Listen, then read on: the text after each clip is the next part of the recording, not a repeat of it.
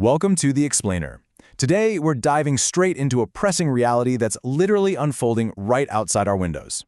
We're talking about how climate change is tangibly, physically, and economically reshaping the United Kingdom right now. And look, this isn't some theoretical projection for the distant future. It's a massive, structural shift happening across our communities, our ecosystems, and our economy today. To really wrap our heads around what this means, I want to start with this stark warning from Professor Emma Howard-Boyd of the London School of Economics. She says, the UK was built for a climate that no longer exists today and will be increasingly distant in years to come. I mean, what a profound statement, right? Our baseline has fundamentally changed. The homes we live in, the pipes beneath our streets, the networks we rely on every day, they were all engineered for a milder, far more predictable world that is rapidly fading in the rearview mirror.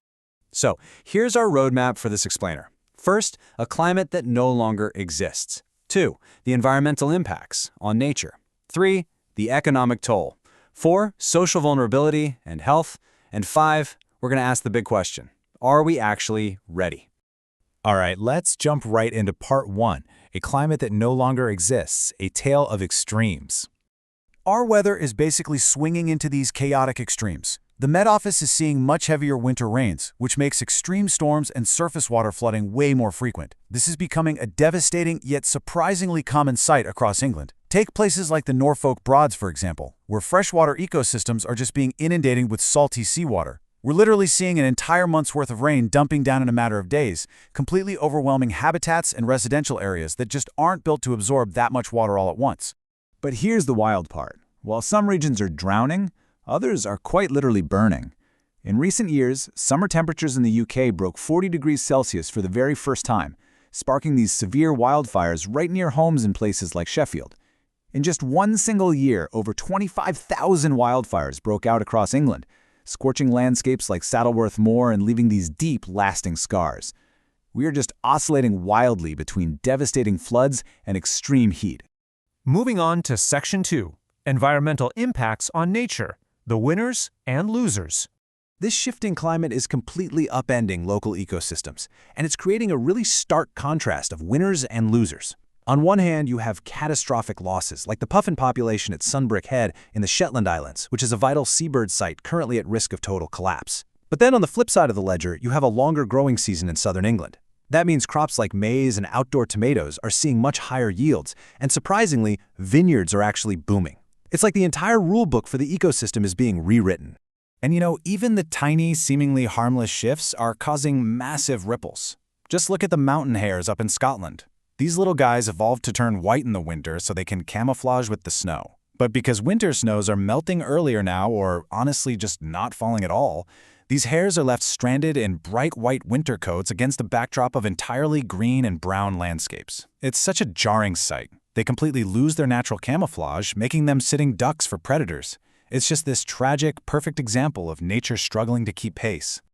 The Wildlife Trust actually just released a report called Resilient Nature, tracking these exact struggles across their 2,600 reserves. And the findings are super sobering. We're seeing crucial peat bogs and heathlands completely drying out from drought. Down at Upton Heath, staff tragically found charred birds' nests among the ashes after wildfires. And in the River Lug, which is a main tributary of the Wye, water levels have dropped so incredibly low that dippers, bats, and migrating trout are losing their habitats and their food sources. Nature is absolutely bearing the brunt of this chaos. All right, let's head into Section 3, the economic toll, focusing on our wallets and infrastructure. £60 billion. According to recent analysis, the climate crisis is already costing the UK roughly £60 billion a year. To put that massive number into perspective for you, that's about 2% of the entire national GDP. This astronomical figure covers the heavy costs of flood damages, huge losses of agricultural crops, and this massive growing burden being placed on the insurance sector following extreme weather events like Storm Ciara and Dennis. But hey, this isn't just some high-level macroeconomic issue, it's hitting your personal wallet too. Extreme weather is disrupting the UK food system at literally every stage, from the farmer's field right to your supermarket shelf. Because record-breaking heat and flooding are hitting crop yields and farm incomes so hard, climate impacts actually added an estimated £361 to the average UK household's food bill between 2022 and 2023 alone. That's cash straight out of your pocket. And if we don't adapt, heat waves and floods could push UK food prices up by another 34% by 2050. Now here's a surprising vulnerability you probably haven't even thought about. The UK is largely a service-based economy, meaning we are highly dependent on digital connectivity. Yet reports are singling out England's internet networks, which are made up of hundreds of data centers, extensive cables and masts, as being woefully unprepared for extreme heat. Basically, yes, the internet can melt. When temperatures spike, the very infrastructure that keeps our businesses running and the economy turning is at severe risk of just failing. Let's move into Section 4, Social Vulnerability and Health, the actual human cost. So how vulnerable a community actually is to these extremes depends heavily on social factors and geography, not just the weather itself. For instance, nearly a quarter of London neighborhoods are extremely vulnerable to heat. Meanwhile, there's this very distinct north-south divide when it comes to flooding, with Yorkshire and Humberside estimated to be the most flood-disadvantaged region in England. And maybe the most distressing part, around 2/3 of the places most vulnerable to flooding are also highly vulnerable to heat. To really grasp the heat risk, get this. 4.6 million homes in the UK currently overheat. 4.6 million! Heat resilience can't just be an afterthought anymore. With millions of homes actively trapping heat, individuals with pre-existing conditions, like asthma or cardiovascular issues, are suddenly put at severe and sometimes fatal risk during our increasingly frequent heat waves. We are literally watching infrastructure failures translate directly into severe human health crises. Out on the coasts, the social impact is about the literal loss of land. This brings us to a concept known as managed retreat. In the town of Happisburgh, coastal erosion and sea level rise are causing homes to literally fall into the sea. Through a Pathfinder project there, homeowners were actually offered market prices to abandon their properties and relocate inland. It's a drastic social measure for sure, but one that's becoming totally necessary as the actual map of the UK is physically rewritten by the climate. In fact, the National Health Service has officially described climate change as a health emergency. And guys, it's not just about heat stroke. Warmer temperatures are leading to the increased spread of severe infectious diseases, like tick-borne encephalitis, which is a really dangerous viral infection that affects the central nervous system. We're also seeing elevated mortality rates during severe heat waves. Plus, we absolutely cannot ignore the mental health toll. Cross-sectional studies show a huge rise in psychological morbidity, like stress and depression, in communities that have had to suffer through severe flooding events. Which brings us to Section 5. Are we ready? Assessing UK adaptation. So knowing all these costs and impacts, are we actually ready? Well, according to the Committee on Climate Change, which is an independent group of experts advising the government, the short answer is, unfortunately, no. Baroness Brown, who chairs the CCC's Subcommittee on Adaptation, put it incredibly bluntly. The government's lack of urgency on climate resilience is in sharp contrast to the recent experience of this country. Their assessment really highlights that the UK is simply not keeping pace with the rate of these increasing risks. One of the absolute biggest hurdles we face here, our built environment.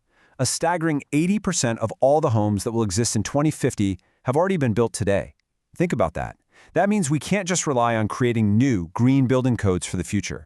We face this monumental structural challenge of retrofitting millions of existing properties so they can handle future extremes, keeping them cool in the summer and resilient against those intense winter floods. And honestly, time is absolutely not on our side here. The Committee on Climate Change estimates that around 9,000 properties in England alone are projected to be lost to coastal erosion by the year 2025. That is practically tomorrow. Up in Scotland, over 93,000 properties are at risk of coastal flooding and erosion. We are facing these looming, very near-term deadlines that require immediate, funded action right now. But look, it's not all doom and gloom. There is a clear, actionable path forward, and the reports lay out some very pragmatic solutions. We have to address the unequal impacts of climate change as a core part of the leveling up agenda, really protecting our most vulnerable regions. We need to actively protect our terrestrial and freshwater habitats. We've got to foster green financing to actually fund these transitions. And most importantly, we need to capitalize on early adaptation. Acting now to build resilience is just significantly cheaper and infinitely more effective than waiting around to deal with the catastrophic consequences later. So that leaves us with one final thought. We've seen that the baseline has shifted. The UK is currently operating in a climate that its systems were simply not designed for. So here is the ultimate question. If the UK's climate has already changed, how quickly can its infrastructure and society actually catch up? It really is a race between our capacity to adapt and the sheer speed of our changing reality. Thank you so much for joining me for this explainer. Keep learning, stay curious, and I'll catch you next time.